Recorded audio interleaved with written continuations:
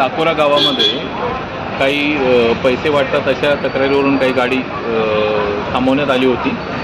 त्याबाबत पोलिसांनी त्वरित हस्तक्षेप केला आणि ते फ्लाइंग स्क्वॉडच्या माध्यमातून ते चेकिंग केलं जात आहे। ती गाडी बघतोय आम्ही, अद्यापर्यंत काही आक्षेपार्ह आढळलं नाही, परंतु तशा प्रकारची तक्रार होती आणि बूथच्या बाहेर थोडी गर्दी झाली होती। तर या ठिकाणी फोर्स वाढवण्यात आलेला आहे आणि जी गर्दी थोडीफार झालेली होती ती पांगवण्यात आलेली आहे आणि माझं नागरिकांना आव्हान आहे की त्यांनी शांततेने मतदान करावं आणि जर का कुणी बूथच्या बाहेर गर्दी किंवा गोंधळ असा करण्याचा या परिसरात इतरत्र प्रयत्न जर का केला गेला तर बळाचा वापर केला जाईल हे मी स्पष्ट सगळ्यांना निदर्शनास आणून दिलेलं आहे।